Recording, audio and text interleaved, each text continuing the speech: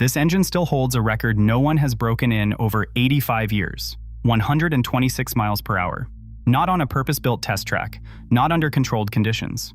Mallard reached that number during what was officially filed as a brake trial. The fastest steam locomotive ever recorded, achieved almost by accident, and it nearly destroyed the machine that set it.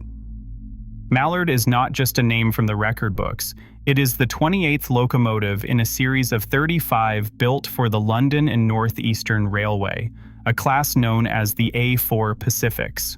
Each of these engines carried the streamlined shape that turned heads and cut through the air with less resistance than any British steam locomotive before them.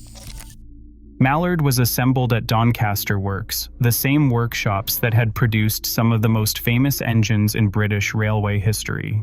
The date stamped on its entry into service is March 1938, just months before the run that would make it famous.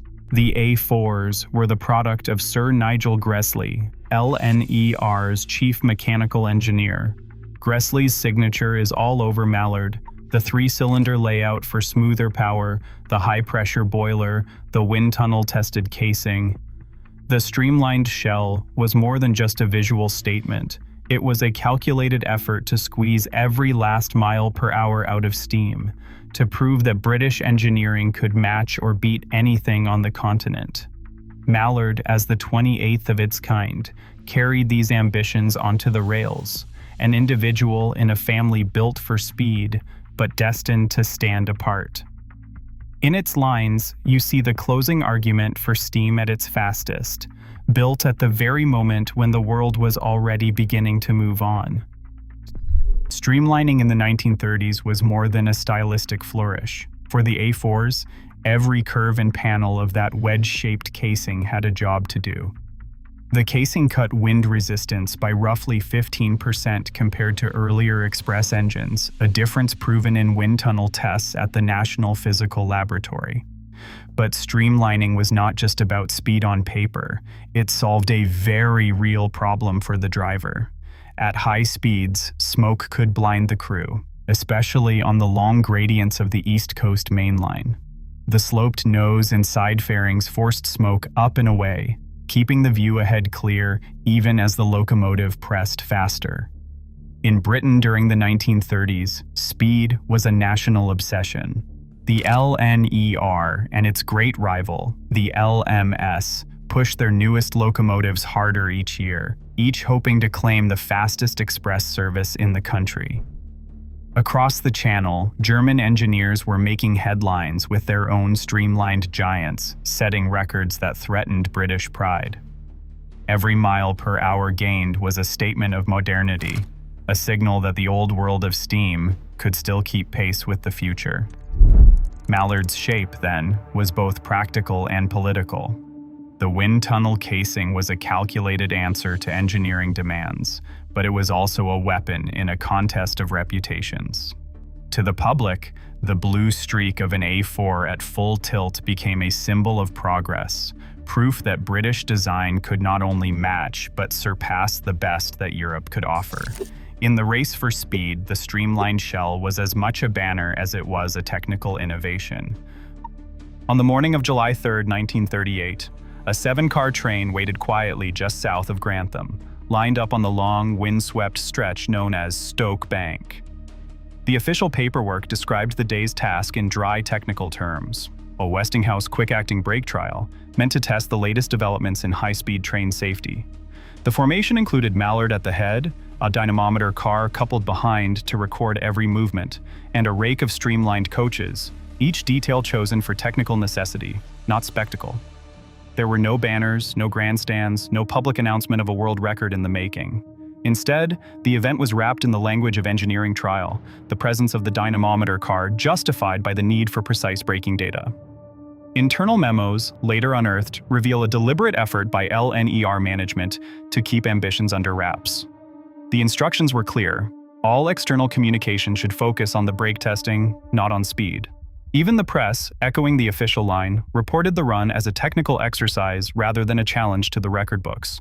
Yet beneath the surface, everyone involved understood that something more was at stake. The crew selected for the job, driver Joe Duddington and fireman Tommy Bray, were known for their skill and nerve, men trusted to handle a locomotive at the edge of its design. The route itself, with its gentle 1-in-200 descent, was chosen as the ideal stretch where Mallard could be pushed to the limit under controlled conditions. Every detail of the day was calibrated for both safety and possibility, a careful balance between official caution and quiet ambition. The world's fastest steam run would not arrive with a flourish, but with the methodical precision of an engineering test, cloaked in the ordinary business of railway progress. Inside the cab, the atmosphere was all tension and calculation.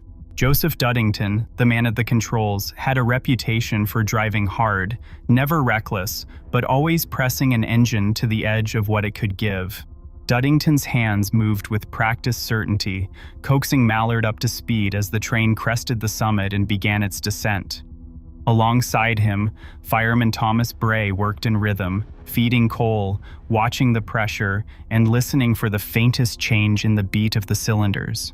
Every movement mattered. The dynamometer car behind them traced the story second by second, its calibrated chronometer ticking in time with the rails. The descent of Stoke Bank was where ambition met reality.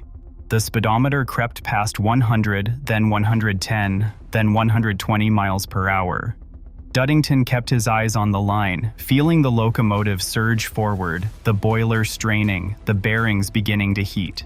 Bray kept the firebox alive, sweat running down his face, shoveling at a pace few could match.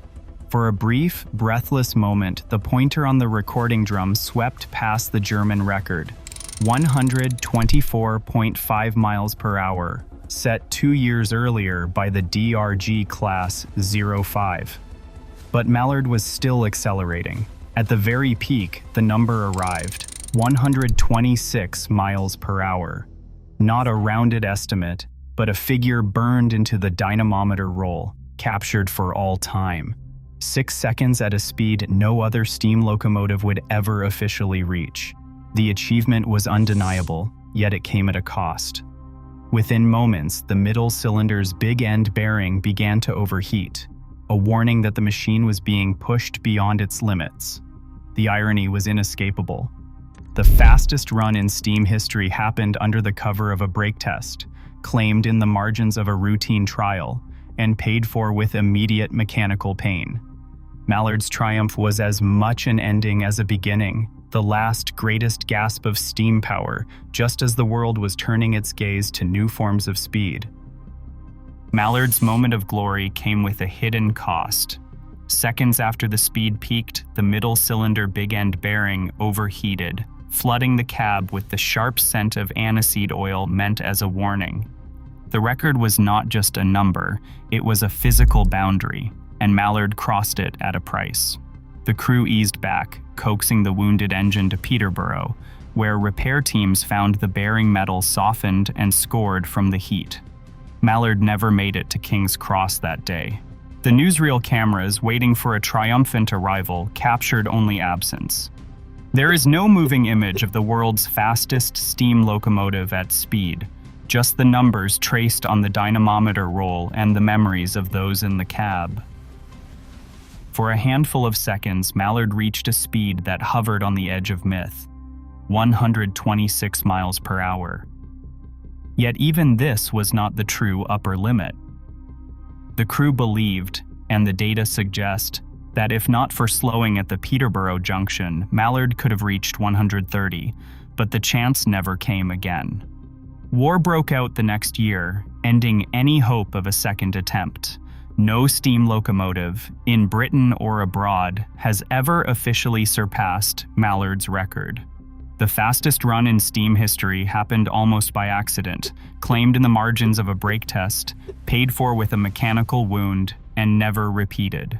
Steam's ultimate number arrived just as the world was preparing to leave steam behind.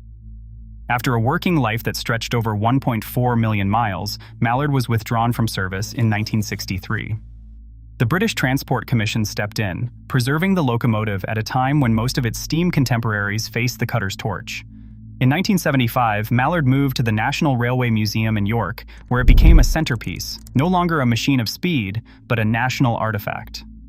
Restoration for the 50th anniversary in 1986 put Mallard back on the rails, running special excursions that drew crowds eager to see the record holder breathe steam again. By the late 1980s, Mallard's days of running were over, but its story continued. Only 6 A4s survive, and in 2013, all gathered in York for a reunion that drew visitors from around the world. Mallard's afterlife is a reminder. Steam's greatest triumph arrived just as its era was ending, with diesel and electric power already reshaping the future. A brake test, yet the number was 126. Not a victory planned, but a milestone seized and paid for in metal and steam. Today, Mallard's crown endures, even as steam's era slipped away beneath it. Sometimes the peak comes just as the world moves on. What endures is awe.